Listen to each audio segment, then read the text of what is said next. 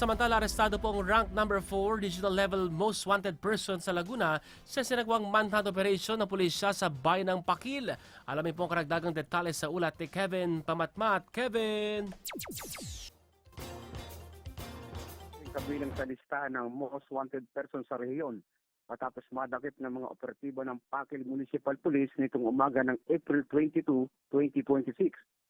Ayon kay Acting Provincial Director Police Colonel Sandro J. D.C. Tacalia, naharap ang akusado sa kasong murder na kinilalang si alias Joel, 25 anyos at residente ng Pangil, Laguna.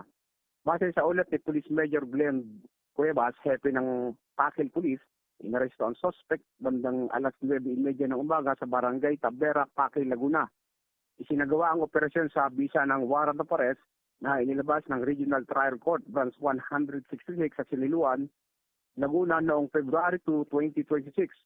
Kasalukuyang nasa kustodya ng Pakil Police ang akusado habang isinasagawa ang kaukulang disposisyon. Kevin Pamatmat, Newslight.